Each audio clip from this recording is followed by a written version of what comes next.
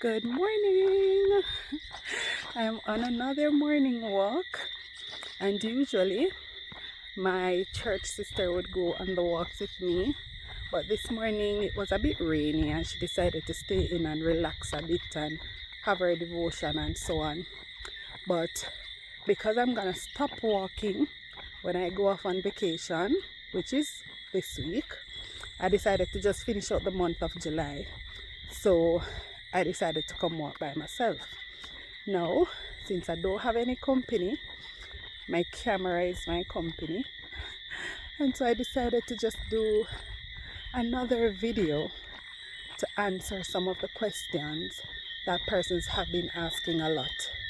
Now, don't mind the noise in the background. This little bush area always have lots of crickets or frogs or whatever it is they say that makes those noise. So anyway, what I wanted to talk to you about today is I wanted to give you some free financial advice. Fully free. fully free financial advice. So as most of you may know, I have been in banking for almost 15 years. I might look young, but I'm not young. So I've been in banking for a while, and I have had the privilege or the opportunity of gaining certain insights, and I think it has helped me to be a better person financially, right? So this morning I just wanted to share some tips that I use as it relates to my finances and just general things that come into play when you talk about being financially focused or financially fit or financially free. All right, so the first thing is a lot of people are afraid of debt. Debt meaning DEBT.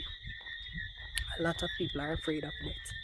Now, unless you are wealthy, and even the wealthy will tell you, but unless you are wealthy, and I mean really wealthy, then borrowing is one of the means by which you are able to acquire things that you would not normally have been able to acquire in a short time frame, right? So, for example, you want to get a house, you could take a mortgage. If you are, let us say you are 25 years old and you take a mortgage for 40 years, you take your time and you pay that mortgage for 40 years.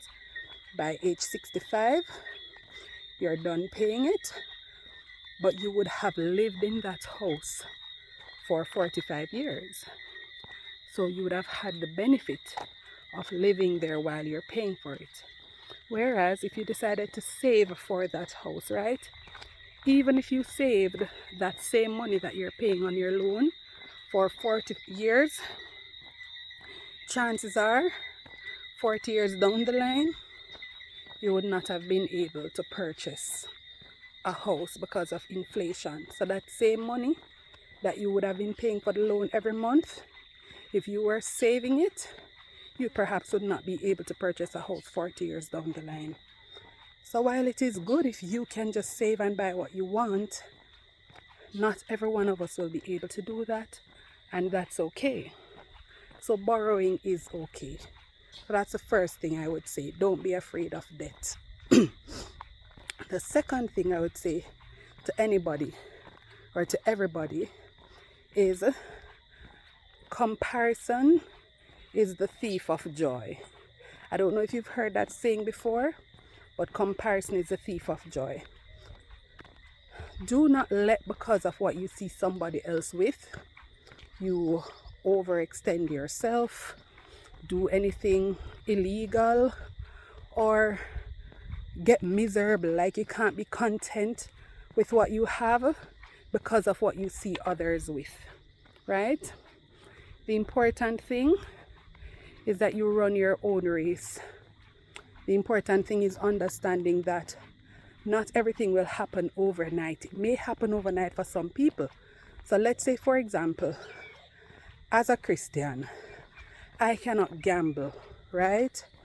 But I can pray, and if I believe, if I have enough faith, then I should believe that all things are possible.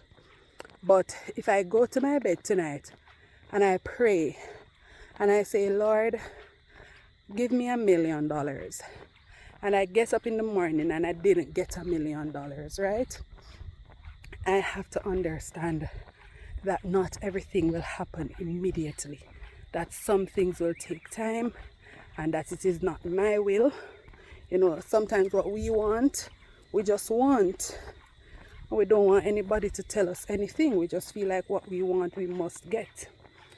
Also, if you're not a Christian, you might gamble, and you may feel as though buying the lotto or whatever, you know, you could win. You could gamble for years and not win. Or you could buy one ticket one time and you win. But the point is, for most of us, it will not be an overnight process. And we have to just understand that we should not expect or anticipate that we will gain everything that we want in life at the first try or overnight. So that's the second thing I would share. Third thing is, if you have a partner, so if you're married or you have a spouse and you share your finances or you manage your finances together, or even if you don't, money in marriages and in relationships can be a very sticky point, right? Very sticky. I was watching a video last night on TikTok of a man who went out for a week to work in Montego Bay, and he came back and he said he gave his woman $15,000, and she said she thinks she deserves more, like she need at least $25,000. And he was showing what he kept back for himself, and like he threw her out of the house because, you know, he's saying she's ungrateful and he can't take it anymore or whatever. But money has broken up many relationships. Money is important in a relationship because women need a sense of security. I would say maybe even more than men. A man wants to know that he can provide. But in many cases, when the man is not able to provide for the partner the way that he wants to provide for her, he can feel, what would you call it now? What's the best word? Insufficient, like it's not enough. I'm not thinking of the right word right now, right? But he can feel as though he's not enough. And so the woman has to be very careful for the kind of demands that she places on the man. And that is why when people are coming together, they have to have similar values, because money can make or break any marriage, and that's the truth. If both of you are on the same page, where it is not about the dollar value per se, but it's more about a shared goal or a shared objective, where you're both coming together to say, what is it that we want to achieve out of life, and how can we collaborate, how can we work together to achieve this thing that we want out of life. That will put a different spin on it, a totally different spin on it, than if it is, I am grabbing what I can grab, you are holding on to what you can hold on to. We are basically fighting over how we spend money. So for me and my husband, we put our funds together, and I would say we spend from one purse. Not purse meaning purse versus wallet or anything like that, but we spend from one money. So his money is my money is his money. If he goes on my account at any time and take off money, that's okay, and I can do the same. And in fact, most of our accounts are joint. But what we do is we have shared meanings and goals in life, shared values. So we're not going to be just taking out money randomly, spending on foolishness, because we have certain goals and we're always working towards something else, right? So we have shared values. So that is important, because you can't be saving. You can't be the person saving, and your partner is spending. That's gonna cause problems. I assure you, that's going to cause problems. So that would be another tip I would give you. Choose wisely with your partner. And if it is that you're already in the relationship and you realize that you have certain differences in how you spend money, have a conversation about it before you go any further and see how best you can fix that. Because having a relationship and constantly having arguments over money and not having that shared goal, those shared dreams where both of you can work towards and achieve together, that will make it more difficult for you to get to where you want to get to financially, right? All right. What else would I share? If you have a credit card, credit cards for me are like little loans in my purse. So I can borrow at any point from myself, so to speak. So I can use that credit card and purchase things. And sorry, my throat acting up. I can use that credit card at any time and purchase things that I may not have had the spending power to purchase if I was to depend on cash, right? However, I have to know within myself that this is not free money, that this is a loan, that this is money that I have to pay back. And then now, based on that understanding, I budget accordingly. So what I do is that I do everything from my credit card. So I hardly ever spend cash, or I hardly ever have cash to spend anyways. I hardly ever spend cash. I only use cash if I don't have a choice. And so when I'm budgeting, I budget for the things that I will need cash for. Like I have to give the kids lunch money for school, or like to go to the market because I can't pay with a credit card there. You would know based on your setting and your situation what are the things that you can or cannot do with cash, right? But for me, I have to spend cash for certain things. So for everything else, I use the credit card. So my utility bills, I pay off the credit card. My grocery shopping, I do from the credit card. My insurance payments, I do from my credit card. And I mean home insurance, car insurance, life insurance, everything I do from the credit card. So for all the bills that are